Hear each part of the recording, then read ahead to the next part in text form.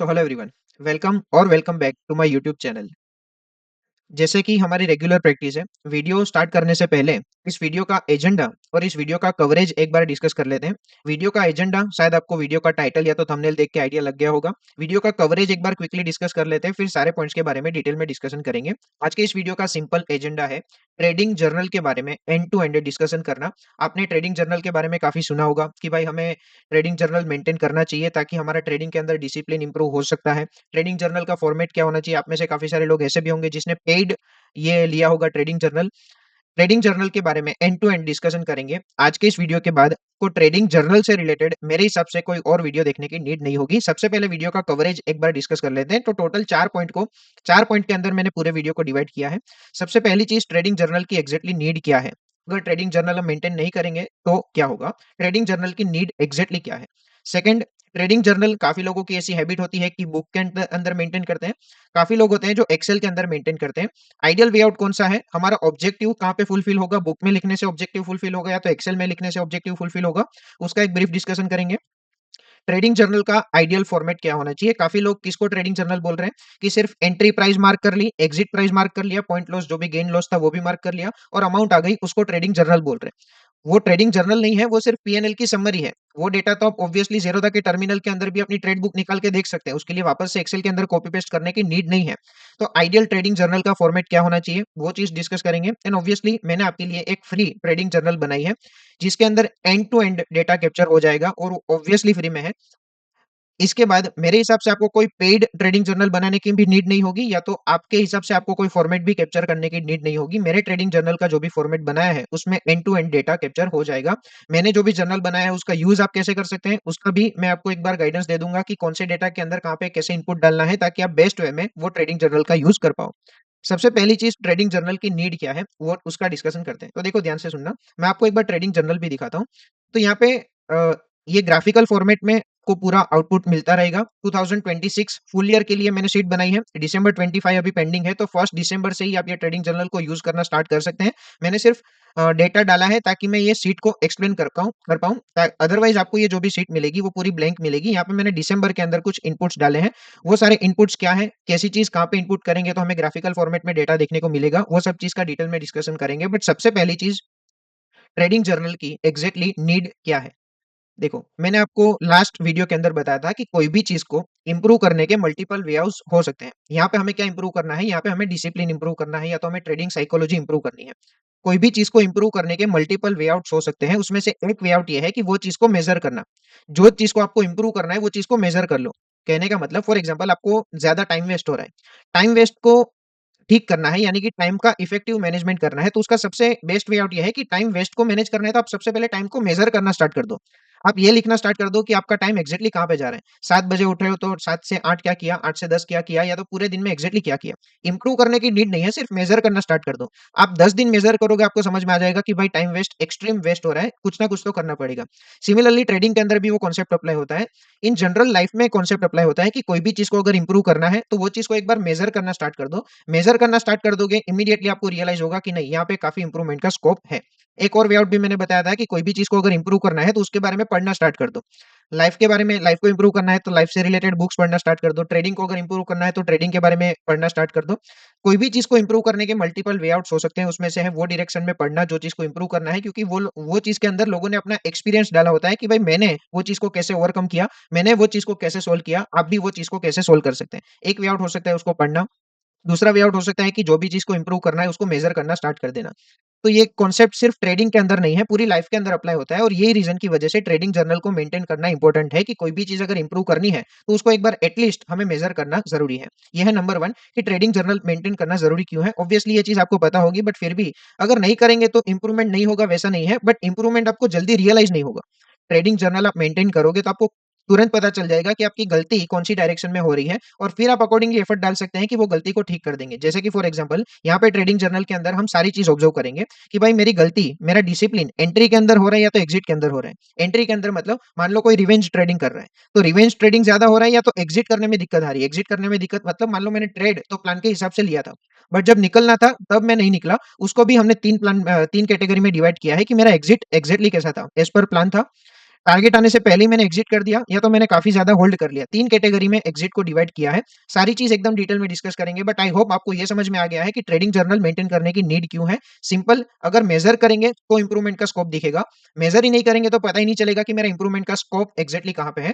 Trading psychology या तो discipline अगर इंप्रूव करना है, हाइली रिकमेंडेड है कि आपको वो चीज़ मेज़र करनी चाहिए। मेज़र करोगे आपको क्लियर कट दिख जाएगा कि भाई मेरी गलती एक्ज़ैक्टली कहाँ पे हो रही है।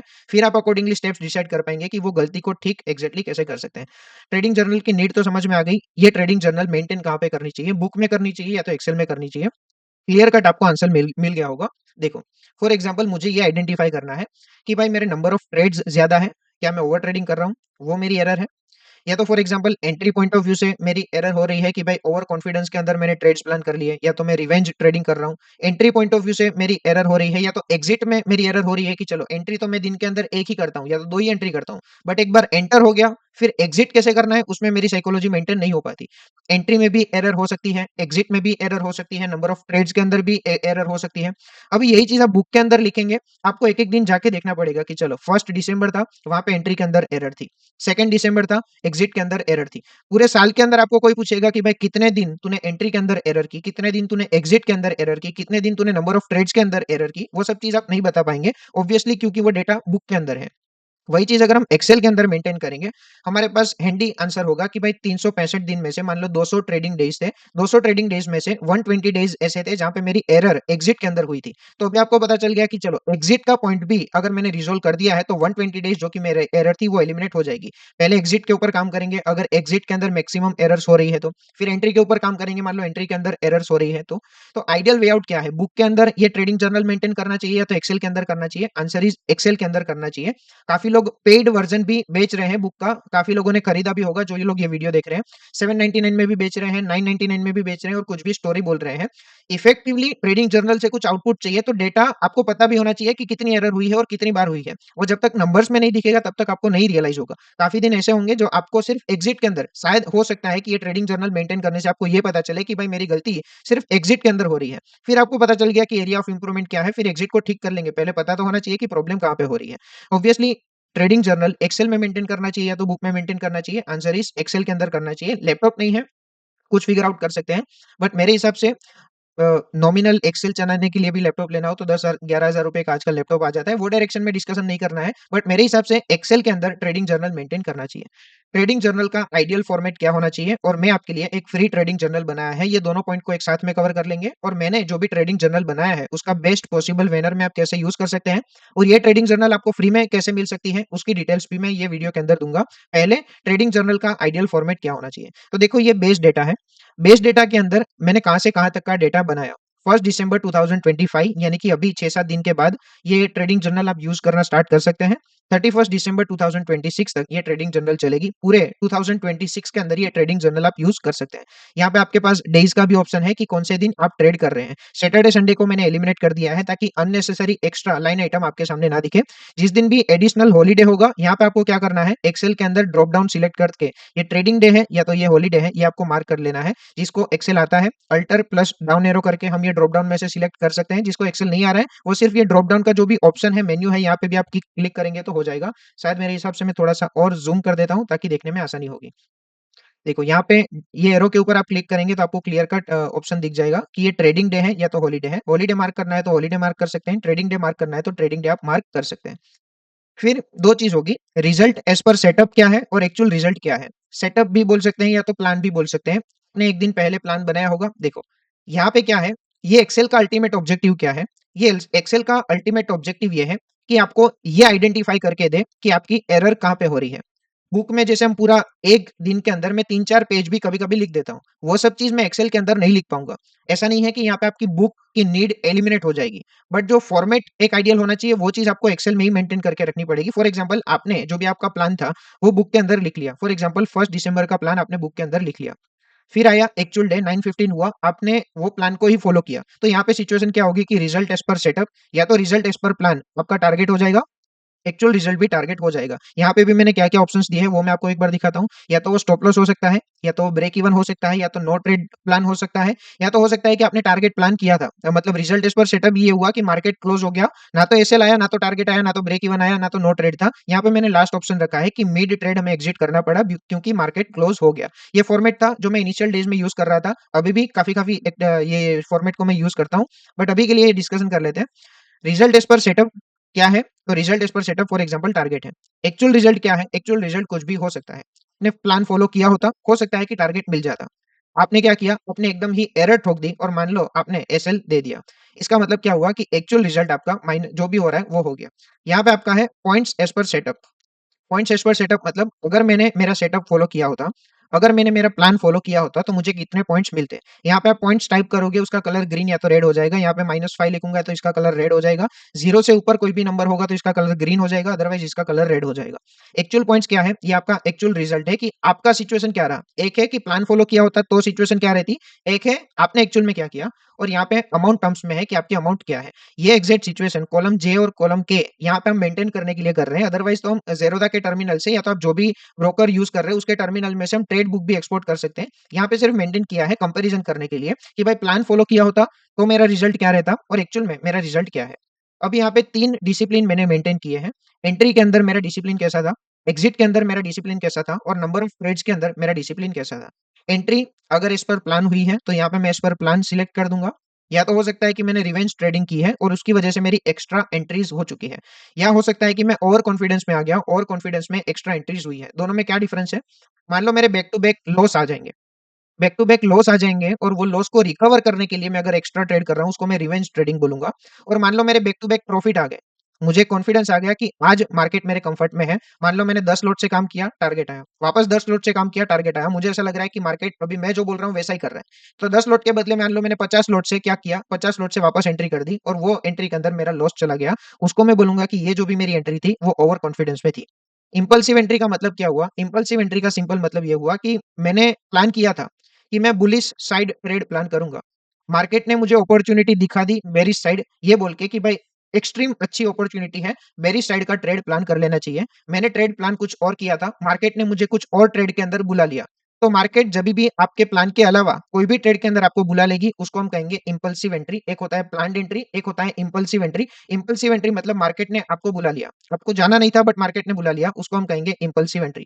उसके अलावा एंट्री मिस्ड भी हो सकती है। मान लो एक्स वाई जेड रीज़न आपको फियर लग रहा है कि चलो मान लो बुलिश साइड आपने प्लान किया है, बट सिचुएशन को देख के आपको लग रहा है कि भाई बुलिश साइड तो रिस्की हो सकता है और मार्केट ने बुलिश साइड का कंफर्मेशन भी दिया और इमीडिएटली उसकी फेवर में भी चलना स्टार्ट हो गया और टारगेट भी दे दिया। हो सकता है कि एंट्री कभी-कभी आपकी मिस हो जाए या तो मान लो आप बस करने चले गए और एंट्री मिस हो गई। यहाँ पे भी एंट्री का डिसिप्लिन लिखा है, एंट्री मिस्ड और अदर्स करके लिखा है। अगर आप अदर्स करेंगे तो यहाँ पे मैंने लास्ट कॉलम दी है रिमार्क्स 1 या तो रिमार्क्स 2 आप वहाँ पे वो चीज़ को अपडेट कर सकते हैं। तो एंट्री का डिसिप्लिन आपको पता चल जाएगा। यहाँ पे हम जो भी डेटा इनपुट करेंगे जितने भी डेटा इनपुट करेंगे, उसका डैशबोर्ड बाय डिफ़ॉल्ट यहाँ पे बन जाएगा। फॉर एग्ज़ाम्पल डिसेंबर 25 यहाँ पे आपको समरी मिल जाएगी कि डिसेंबर 25 के अंदर टोटल ट्रेडिंग डेज़ कितने थे, excluding holiday, excluding Saturday and Sunday.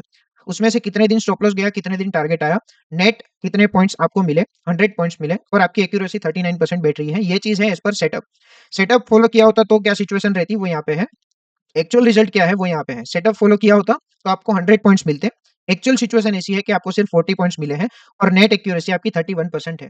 तो जितनी ज़्यादा चीज़ें आपके सामने आएगी आपको क्लियरली पता चल जाएगा कि भाई सेटअप फॉलो करना कितना इंपॉर्टेंट है और सेटअप फॉलो करने से नेट रिजल्ट क्या रह सकता है। फिर यहाँ पे भी आपको मिल जाएगा कि आपका दिन डिसिप्लिन्ड है या तो इनडिसिप्लिन्ड है। कैसे मिलेगा? देखो बेस डेटा के अंदर यहाँ पे लॉजिक मैंने सेट किया है कि मान लो एंट्री के अंदर अगर एज़ पर प्लान लिखा है, एग्ज़िट के अंदर भी एज़ पर प्लान लिखा है और नंबर ऑफ ट्रेड्स के अंदर भी एज़ पर प्लान लिखा है, तो ही आपका डिसिप्लिन्ड अप्रोच था, अदरवाइज़ आपका अप्रोच इनडिसिप्लिन्ड था। हो सकता है कि एग्ज़िट के अंदर आपने अर्ली एग्ज़िट कर दिया, तो यहाँ पे बाय डिफ़ॉल्ट इनडिसिप्लिन्ड आ जाएगा। अगर यहाँ पे मैं एज़ पर प्लान करूँगा, तो वो डिसिप्लिन्ड आ जाएगा। सिमिलरली एंट्री के अंदर अगर मैं रिवेंज ट्रेडिंग करूँगा, तो वो इनडिसिप्लिन्ड आ जाएगा। अगर यहाँ पे मैं एज़ पर प्लान करूँगा, तो वो डिसिप्लिन्ड आ जाएगा और बाय डिफ़ॉल्ट यहाँ पे जो भी डैशबोर्ड बनाया है, वहाँ पे आपके नंबर ऑफ डेज़ काउंट हो जाएँगे। दिसंबर के अंदर यहाँ पे आप देखोगे ब्लू कलर इनडिसिप्लिन्ड का है। 16 डेज़ ऐसे थे जो मेरे इनडिसिप्लिन्ड थे और डिसिप्लिन्ड कितने 6 डेज़। दिसंबर 25 हालाँकि आया नहीं है। मैं सिर्फ़ आपको समझाने के लिए कि ये डैशबोर्ड काम कैसे करेगा, वो समझाने के लिए मैंने रैंडमली कुछ भी इनपुट डाल दिया है। आपका इनपुट बेसिस एक्चुअल सिनेरियो आपको डालना पड़ेगा। तो आपको मैंने समझा दिया कि एंट्री के अंदर टोटल आपके पास 5 ऑप्शन है। कौन-सा ऑप्शन कब यूज़ करना है, वो मैंने आपको समझा दिया। एज़ पर प्लान है तो as per plan, loss case हमने बदला लिया है तो रिवेंज ट्रेडिंग, ज़्यादा प्रॉफिट हो गया उसकी भी वजह से आपने ज़्यादा ट्रेड कर रहे हो, ओवर कॉन्फिडेंस, इम्पल्सिव एंट्री मतलब आपको जाना नहीं था बट मार्केट ने बुला लिया, एंट्री मिस हो जाएगी तो एंट्री मिस, और अदर्स के अंदर आपको कुछ और सिनेरियो है वो यहाँ पे आप डाल सकते हैं। एग्जिट के अंदर कैसे जज करेंगे? एज़ पर प्लान एग्जिट हो सकता है। इसके अलावा 2 पॉसिबिलिटी, या तो जल्दी या तो लेट। अर्ली एग्जिट कर लिया, मान लो आपको फियर लग रहा है, मान लो आपने 1:3 सोचा था, 1:1 के अंदर आपको लग रहा है कि भाई ये यहाँ से रिवर्स हो जाएगा, भाग लो। मान लो आपने अर्ली एग्जिट कर दिया, वो भी एक एरर का टाइप है। या तो मान लो आपने लेट होल्ड कर रहे हैं, आपने सोचा था कि मैं 1:3 तक होल्ड करूँगा, उसकी फेवर में जा रहा है तो भी आप होल्ड कर रहे हैं। या तो अब मान लो आपने सोचा था कि मैं 10 पॉइंट के लॉस के बाद निकल जाऊँगा, बट वो लॉस 50 पॉइंट तक चला गया, फिर भी आप होल्ड किए बैठे हैं। इसको हम बोलेंगे लेट होल्ड। जितना होल्ड करना था उससे ज़्यादा मैंने होल्ड किया, तो इस पर प्लान मैंने एग्ज़िट कर लिया, प्लान से पहले एग्ज़िट कर लिया या तो प्लान के बाद भी एग्ज़िट नहीं किया, उसको हम बोलेंगे एग्ज़िट का डिसिप्लिन। और नंबर ऑफ ट्रेड्स के अंदर सिंपल जितने ट्रेड्स प्लान किए थे, वही एग्ज़ीक्यूट किए या तो मैंने ओवर ट्रेड किया है, वो चीज़ यहाँ पे हम मेज़र करेंगे। ठीक है? अभी यहाँ पे ये डैशबोर्ड है, डिसिप्लिन डेज़ कितने थे और इनडिसिप्लिन डेज़ कितने थे। उसके बाद नीचे है एंट्री की, डिसिप्लिन की मेरी समरी। यहाँ पे ऑरेंज कलर जो भी है वो एज़ पर प्लान है, ब्लू कलर जो भी है वो रिवेंज ट्रेडिंग है, तो आपको पता चल जाएगा कि मेजॉरिटी एरर मेरी कहाँ पे हो रही है। मैं रिवेंज ट्रेडिंग में ज़्यादा ट्रेड्स प्लान कर रहा हूँ, मैं इम्पल्सिव एंट्री में ज़्यादा ट्रेड्स प्लान कर रहा हूँ, या तो एंट्री मिस हो रही है, तो मैं ट्रेड्स प्लान कर रहा हूँ। मतलब एंट्री मिस में मेरी एरर हो रही है, आपको क्लियर कट पता चल जाएगा कि मान लो दिसंबर के अंदर जितने भी डेज़ थे, 10 + 8 यानी कि 18, 18 + 4 22, यहाँ पे कितने डेज़ हैं? 22 डेज़ मेरे टोटल हैं। 22 डेज़ में से 10 दिन ऐसे थे जहाँ पे मेरी एंट्री एज़ पर प्लान थी।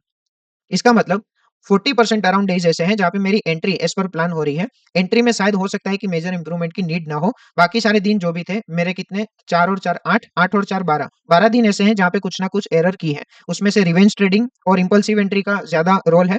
अदरवाइज़ ओवर कॉन्फिडेंस में तो ज़्यादा ट्रेड मैं नहीं कर रहा हूँ, या तो एंट्री मिस हो गई वैसी सिचुएशन नहीं है। वो सब डेटा आपको तब पता चलेगा जब आप इनपुट फ़ील्ड करेंगे।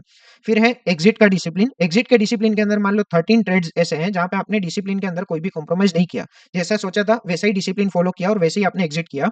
अर्ली एग्ज़िट मान लो 4 दिन किया और लेट होल्ड मान लो आपने 5 दिन किया, वो सब चीज़ आप यहाँ पे देखेंगे। अगर नंबर्स देखेंगे तो समझ में आएगा कि आपका एरिया ऑफ इम्प्रूवमेंट क्या है। एरिया ऑफ इम्प्रूवमेंट पता चलेगा तो फिर आप कुछ ना कुछ वे आउट करके, मान लो आपने बुक रीड कर ली, मान लो किसी से आपने डिस्कस कर लिया कि भाई इसको कैसे सोल्व कर सकते हैं। पहले पता तो होना चाहिए कि क्या सोल्व कर रहा हूँ, उसके बाद सोल्व करने का पॉइंट आएगा। तो ये ट्रेडिंग जर्नल का अल्टीमेट ऑब्जेक्टिव ये है कि आपको पता होना ज़रूरी है कि आपकी एग्ज़ैक्टली गलती कहाँ पे हो रही है, और पूरा 2026 का डेटा आपको यहाँ पे मिल जाएगा, यहाँ पे मेंटेन हो जाएगा। अभी शायद आपको इसकी वैल्यू पता नहीं होगी, बट 2026 एक पूरा साल आप सिर्फ मेंटेन करके देखो, फिर आप बताना कि एक्चुअल में आपकी ट्रेडिंग जर्नी के अंदर क्या इंप्रूवमेंट आया है। ठीक है? यहाँ पे डिसिप्लिन्ड और इनडिसिप्लिन्ड डेज़ का मैंने समरी डाला है, वो शायद 2 बार आ गया है, 16 + 6, और यहाँ पे भी ये कुछ अलग है। ठीक है, वो कुछ होगा, ये मैं देख के एक बार रिमूव कर दूँगा। एक और इनपुट यहाँ पे मैंने डाला है, वो इनपुट क्या है? Emotions before 9:15। आपको ये पता होगा कि दिन स्टार्ट होने से पहले आपका माइंडसेट कैसा है। 2 ही चीज़ पॉसिबिलिटी होगी, या तो डर लग रहा होगा कि भाई क्या होगा आज, मल्टीपल पिछले 4 दिन में मैंने लॉस किया है, कहीं आज भी लॉस ना हो जाए, या तो डर होगा, या तो ओवर कॉन्फिडेंस होगा कि भाई पिछले 4 दिन से टारगेट आ रहा है, आज भी फोड़ देंगे। और या तो आपका माइंडसेट न्यूट्रल है, कि न्यूट्रल मतलब कि भाई स्टॉप लॉस होगा तो स्टॉप लॉस दे देंगे, टारगेट होगा तो टारगेट ले लेंगे, मुझे कोई फ़र्क नहीं पड़ता, न्यूट्रल माइंडसेट है। यहाँ पे भी आपको पता चलेगा, मान लो आप मेजॉरिटी डेज़ ऐसे हैं कि आप फ़ियर से स्टार्ट कर रहे हो, तो फिर हो सकता है कि ड्यूरिंग द डे आपका परफॉर्मेंस खराब ही होने वाला है। वो सब चीज़ आप एक बार मेंटेन करेंगे तो समझ में आएगा। यहाँ पे मैंने एक और चीज़ डाली है, आज के दिन मैंने बिगेस्ट इमोशनल मिस्टेक क्या की थी, और आज के दिन सबसे बड़ा इंप्रूवमेंट मुझे क्या करना है, और ये है पेज रेफरेंस इन बुक। मान लो आपने कोई फिजिकल बुक बनाई है, जहाँ पे आपने प्लान लिखा है, आपकी क्या थॉट प्रोसेस चल रही है, वो डिटेल में लिखा है, मार्केट का ऑब्जर्वेशन या तो लर्निंग वो सब डिटेल में लिखा है। मान लो बुक के अंदर आपने पेज नंबर दे दिया है, यहाँ पे आपने पेज नंबर 10 लिख लिया, तो क्या होगा कि 1 दिसंबर की पूरी कुंडली यहाँ पे मिल जाएगी। बुक के अंदर पेज नंबर 10 ओपन करना है, यहाँ पे जितनी भी चीज़ें हैं वो आपको एक बार रेफर करनी है। ये ट्रेडिंग जर्नल को फिल करने में हार्डली 10 मिनट का टाइम लगेगा। एवरी डे 10 मिनट का टाइम निकालेंगे, मेरे हिसाब से ट्रेडिंग साइकोलॉजी के अंदर काफ़ी ज़्यादा अच्छा इंप्रूवमेंट आपको देखने के लिए मिल सकता है। यहाँ पे बिगेस्ट इमोशनल मिस्टेक के मैंने सिर्फ 2-3 एग्ज़ाम्पल लिखे हैं। मान लो आपकी एरर ये हो गई कि आपने काफ़ी ज़्यादा जल्दी एग्ज़िट कर लिया, पैसे कहीं लूज़ ना हो जाए ये डर के चक्कर में। मान लो आपने रिवेंज ट्रेड कर दिया, कुछ भी एरर हो सकती है। इंप्रूवमेंट के लिए आप कुछ भी 1 लाइन लिख सकते हैं कि चलो कंटीन्यूअस 2 स्टॉप लॉस हिट हो जाने के बाद मैं दिन को क्लोज़ कर दूँगा, आगे मैं ट्रेड नहीं करूँगा। या तो हो सकता है कि आपने जल्दी एंट्री प्लान कर ली, अभी आपका कन्फर्मेशन ही रिसीव नहीं हुआ था, मान लो आपका कन्फर्मेशन ऐसा है कि ये लेवल के ऊपर कैंडल क्लोज़ होगी तो ही मैं एंट्री लूँगा। कन्फर्मेशन अभी तक रिसीव नहीं हुआ है, फिर भी आपने एंट्री बना ली, हो सकता है कि वो आपका सबसे बड़ा इंप्रूवमेंट हो। या तो आपको ये लग रहा है कि चलो 1:3 के ऊपर स्टिक रहना है, जल्दी या तो लेट एग्ज़िट नहीं करना है, कुछ भी इंप्रूवमेंट का पॉइंट लिख सकते हैं। यहाँ पे मैंने सिर्फ डेमो के लिए वो सारी चीज़ें लिखी है, और ये मैंने सिर्फ सैंपल बेसिस पे दिसंबर का डेटा आपको फिल करके दिया है। जैसे-जैसे डेटा फिल करते जाएँगे यहाँ पे चीज़ें अपडेट होती जाएगी। ये डैशबोर्ड जो भी है वो ईयरली डैशबोर्ड है। आई होप आपको चीज़ें तो दिख रही हैं। ईयरली डैशबोर्ड है और यहाँ पे एक मंथली डैशबोर्ड भी है। यहाँ पे आप मंथ फ़िल्टर करेंगे, चीज़ें अपडेट होती जाएगी। यहाँ पे जनवरी किया तो जनवरी का डेटा नहीं है। मान लो यहाँ पे मैं दिसंबर कर रहा हूँ, तो दिसंबर का डेटा है। एंट्री के अंदर 4 दिन ऐसे थे जहाँ पे मैंने रिवेंज ट्रेडिंग किया। 2 दिन ऐसे थे जहाँ पे मैंने ओवर कॉन्फिडेंस की वजह से एंट्री ज़्यादा ले ली। इम्पल्सिव एंट्री टोटल 4 है और 2 एंट्री मेरी मिस हो गई। एग्ज़िट के अंदर मेरी ये एरर है और नंबर ऑफ ट्रेड्स के अंदर मेरी ये एरर है। मंथ्स चेंज करते जाओगे तो यहाँ पे डेटा अपने आप चेंज होता जाएगा। यहाँ पे सिर्फ दिसंबर का डेटा है। ये ट्रेडिंग जर्नल पहले मैं सोच रहा था कि मैं पेड रख लूँ। पेड रख लूँ, रख लेने से शायद आपको ये लग रहा है कि भाई हर बार कुछ ना कुछ बेचने के लिए आ रहा है, बट मेरा अल्टीमेट ऑब्जेक्टिव ये था कि चलो, इतनी मेहनत ये ट्रेडिंग जर्नल बनाने में की है, तो वही लोग इसको यूज़ कर पाने चाहिए जिसकी मतलब आप पेमेंट करोगे तो आपको उसकी ज़्यादा वैल्यू होगी। फ्री में जनरली चीज़ें लोग टेकन फॉर ग्रांटेड के जैसे ले लेते हैं कि फ्री में है तो देख लेते हैं, यूज़ करना होगा तो करेंगे अदरवाइज़ नहीं करेंगे। मैं कुछ भी ₹1 भी चार्ज नहीं कर रहा हूँ, बट इसका मतलब ये नहीं है कि आप ये ट्रेडिंग जर्नल को फ्री में यूज़ नहीं इसकी वैल्यू नहीं करोगे। फ्री में दे रहा हूँ बट ये बनाने में काफ़ी ज़्यादा एफर्ट्स लगे हैं। एक्सेल जो लोग जान रहे हैं उसको शायद आइडिया होगा। एफर्ट्स मतलब डेडिकेटेड आधा 1 घंटा इसके अंदर लगा है, ये इसको बनाने में। मेरे हिसाब से ऐसा मत करना कि फ्री में है तो इसको टेकन फॉर ग्रांटेड ले लेंगे। मार्केट में ऐसे भी लोग हैं जो 799 999 के अंदर ये चीज़ें आपको बेच रहे हैं। ये ट्रेडिंग जर्नल आपको फ्री में कैसे मिलेगी? तो उसके लिए आपको क्या करना होगा, मैंने डिस्क्रिप्शन में स्टेप्स वाइज़ दिया है। वो स्टेप्स के अंदर आप देखेंगे आपको पता चल जाएगा कि ये ट्रेडिंग जर्नल आपको फ्री में कैसे मिल सकती है। ऐसे कोई हार्ड एंड फास्ट स्टेप्स नहीं है। एप्लीकेशन के अंदर फ्री मटेरियल के अंदर आप देखोगे, आपको प्ले स्टोर से एप्लीकेशन डाउनलोड करनी है द 30% ट्रेडर। अगर आपके पास आईफ़ोन है, आईफ़ोन के अंदर कैसे डाउनलोड हो सकती है उसके स्टेप्स भी लिखे हैं। जो भी आपका एंड्रॉइड हो या तो आईफ़ोन डाउनलोड करके फ्री मटेरियल सेक्शन के अंदर जाएँगे तो आपको ये एक्सेल की डाउनलोडेबल लिंक मिल जाएगी, वहाँ से आप एक्सेल डाउनलोड कर सकते हैं। और आपको लग रहा है कि इसके अंदर आपको कुछ चेंजेस करने हैं, तो आप भी इसके अंदर अपने हिसाब से चेंजेस कर सकते हैं। थोड़ा बहुत एक्सेल आता है, तो ये चीज़ मेंटेन करने में इतना ज़्यादा चैलेंज नहीं आना चाहिए। एक्सेल कैसे सीखना है, उसका मेरे पास अभी के लिए कोई सॉल्यूशन नहीं है। ठीक है ना? आई होप ये फ्री में ट्रेडिंग जर्नल मिली है, तो इसे टेकन फॉर ग्रांटेड नहीं ले लोगे और इसमें ऑनेस्टली और विथ डिसिप्लिन डेटा मेंटेन रखोगे। सिर्फ 5 मिनट या तो 7 मिनट का डेली बेसिस पे टाइम लगेगा। 1 दिसंबर से ये ट्रेडिंग जर्नल को मेंटेन करना। मैं वापस बोल रहा हूँ, कोई भी चीज़ को इम्प्रूव करने के मल्टीपल वे आउट्स हो सकते हैं। उसमें से काफ़ी अच्छा वे आउट ये है कि जो भी चीज़ को इम्प्रूव करनी है, वो चीज़ को मेज़र करना स्टार्ट कर दो। मेज़र करना स्टार्ट कर दोगे, वो चीज़ इम्प्रूव होती जाएगी, क्योंकि आप डेटा देखोगे, आपको ही रियलाइज़ होगा कि भाई यहाँ पे काफ़ी ज़्यादा इम्प्रूवमेंट का स्कोप है। कोई भी चीज़ को इम्प्रूव करना है, उसको मेज़र करना स्टार्ट कर दो और मेरे हिसाब से ट्रेडिंग के अंदर साइकोलॉजी मेज़र करने का ये काफ़ी अच्छा वे आउट है। बुक रीड करके भी चीज़ों को इम्प्रूव की जा सकती है। बुक रीड करनी है तो उसकी भी लिंक आपको डिस्क्रिप्शन में मिल जाएगी। यहाँ पे भी आपको दिख रहा होगा। उसको भी एक बार आप चेकआउट कर सकते हैं। ठीक है ना? आई होप ये वीडियो में से आपको कुछ वैल्यू एडिशन मिला है। मिला है तो चैनल को एक बार सब्सक्राइब कर देना। वीडियो को लाइक ऑब्वियसली आप कर दोगे और ये वीडियो को अपने ट्रेडर्स दोस्तों के साथ एक बार शेयर कर देना, क्योंकि अच्छी चीज़ अगर कुछ हो रही है तो उसका खुद बेनिफिट नहीं लेना चाहिए। सबके साथ वो बेनिफिट शेयर करना चाहिए। ट्रेडर्स दोस्तों के साथ ये वीडियो शेयर कर देना और वीडियो को लाइक नहीं किया है तो कर देना और ऑब्वियसली चैनल को सब्सक्राइब तो कर ही दोगे आप। ठीक है ना? मिलते हैं नेक्स्ट लर्निंग वीडियो के अंदर। Thank you so much and see you in the next video.